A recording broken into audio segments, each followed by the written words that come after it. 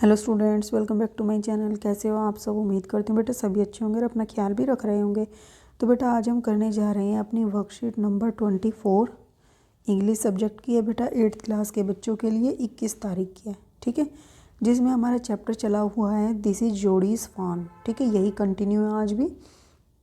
तो चलिए पढ़ते हैं। फर्स्ट आपसे कुछ क्वेश्चन पूछे गए हैं। Wild animals live in village और एट होम। जो जंगली जानवर होते हैं जैसे कि ये हो गए, ये सब कहाँ पर रहते हैं? गांव में रहते हैं या घरों में रहते हैं? तो बेटा बताओ, wild animal live in A village और एट होम, यानी कि गांव में और घरों में रहते हैं। सही है या गलत है? तो बेटा गांव और घरों में तो रहते ही नहीं, इनको देख के तो सब भाग जाते हैं, तो ये गलत है। ठीक है। Write the name of some animal you are afraid of. कुछ आपको ऐसे एनिमल्स के नेम लिखने हैं जिनसे आप डरते हो।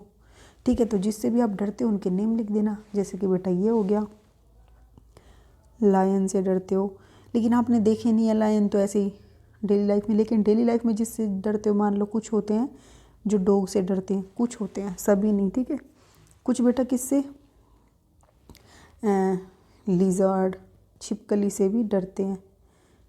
ठीक है, इस तरीके से आप लिख दोगे, छिपकली से, कुत्तों से, या फिर रैट यानी कि चूहों से भी डरते हैं, कॉकरोच से डरते हैं। ठीक है, जिससे भी आप डरते हो वो लिख देना है आपको, कोई भी name.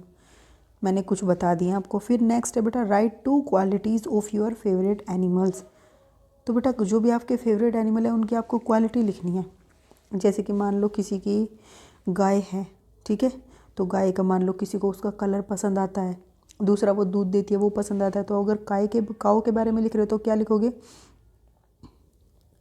It gives us milk. ये बेटा इस वाले में लिखना है, थर्ड में। ठीक है, सेकंड में नहीं लिखना ये।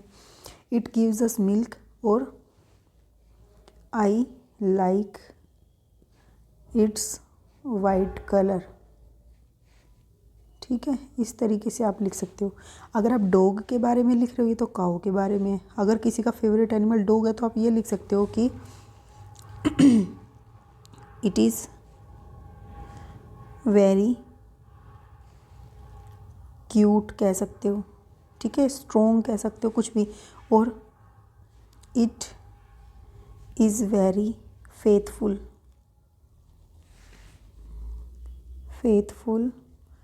To us. ये हमारा सबसे अच्छा वफादार होता है। ठीक है, ये लाइन्स लिख सकते हो। अगर डॉग के बारे में लिख रहे हो, काऊ के बारे में लिख रहे हो तो ये, या और भी किसी के बारे में लिख सकते हो, जो भी लिखना हो आपको। अब बेटा हम पढ़ते हैं नेक्स्ट अपना पैसेज जोडीज फॉर्म का। Read the following passage from the lesson. माँ बैक्स्टर, देखो जो माँ थी उसकी, उससे बात हो रही थी बेटा उसकी लास्ट उसमें कि उसको वो डॉक्टर भी कहता है कि हाँ अब आपने सही बोला है कि यहाँ पर संसार में कुछ भी मुफ्त में नहीं मिलता है, हमें दूसरों का कुछ हेल्प हमने ली है तो उसका भी हमारा काम करने का फ़र्ज बनता है। तो यहाँ पर माँ बैक्स्टर, उसका नाम है माँ का, वो कहती है उससे एकदम से श्योरिटी से कि you will not be gone long, कि तुम ज़्यादा दूरी तक नहीं जाओगे। तो जोड़ी क्या कहता है? जोड़ी sad I will be back before dinner for sure, कि मैं पक्का वो वादा करता है कि डिनर से पहले पहले वापस आ जाऊंगा। ठीक है। Millville mounted his horse and pulled Jody's up behind him. फिर जो मिलविल था बेटा, जो उनका मतलब एक कह सकते हो क्लोजर था, क्लोजर नहीं था, मतलब एक ये कह सकते हो जान पहचान का था पर अच्छा फ्रेंड नहीं था। तो वो क्या करता है, उस पर घोड़े पर चढ़ जाता है, सवार हो जाता है, और फिर किसको खींचता है? जोड़ी को भी खींचता है ऊपर और अपने पीछे बैठा लेता है, जैसा आप ये पिक्चर में देख रहे हो। फिर he said to Melville do you think the phone still there. तो फिर वो कहता है मिलविल से, कौन? जोड़ी, कि क्या तुम्हें लगता है कि वो जो फान है वो वहीं पर होगा अभी भी? तो will you help me find him, और क्या तुम मेरी हेल्प करोगे उसको ढूंढने में? तो फिर we will find him if he is alive. तो वो कहता है कि हम उसको ढूंढ लेंगे अगर वो जिंदा होगा तो। How you know it is a he. तो फिर वो कहता है कि हमें कैसे पता चलेगा कि वो वही है। तो the sports were all in a line. तो जो स्पोर्ट्स थे, जो धब्बे थे उस पर, वो क्या थे? सब एक लाइन में थे। ऑन ए डो फान, यानी कि जो क्या हिरन का बच्चा था, बेबी डियर था। Pass is the sports are every which way. तो वो जोड़ी बताता है कि पापा ने कहा था जो वो धब्बे हैं वाइट वाइट कलर के होते हैं हिरन पे, वो सभी क्या हैं? एवरी विच वे, यानी कि उसकी हर जगह पर है वो। आप ठीक है। तो अब इसी के बेसिस पर बेटा हम करते हैं क्वेश्चंस। तो फर्स्ट क्या है, now complete the following sentences using hints given in the brackets. तो ब्रैकेट्स में जो हिंट दी गई है उनको यूज़ करना है। First, dash said to Melville, do you think the phone still there. तो कौन कहता है कि तुम्हें लगता है कि अभी भी जो फ़ोन है वो वहीं पर होगा। तो वो जोड़ी बोलता है मिलविल से, ठीक है। फिर नेक्स्ट है, we will find him if dash is alive. कौन अलाइव बेटा, कौन जिंदा होगा, फ़ोन, ठीक है। वी विल फाइंड यानी कि हम ढूंढ लेंगे अगर वो जो बेबी डियर है वो जिंदा होगा तो। अब नेक्स्ट है, आंसर द फॉलोइंग क्वेश्चन। माँ Baxter asked anxiously, you will not be gone long. तो जो माँ थी उसकी जोड़ी की, वो पूछती है एकदम से कि you will not be gone long. तो इसमें बेटा पूछा गया कि हु इज़ यू, यू कौन है यहाँ पर। तो माँ किससे पूछ रही है, मिलविल से या जोड़ी से, तो जोड़ी से। तो यहाँ पर क्या आएगा, जोड़ी, ठीक है। तो यहाँ पर पूछा गया हु इज़ यू, तो आप कहोगे यू इज़ जोड़ी, आप लिख दोगे हेयर यू इज़ जोड़ी, ठीक है। नेक्स्ट क्वेश्चन है बेटा, how you know it is he, कि तुम कैसे पता लगाओगे।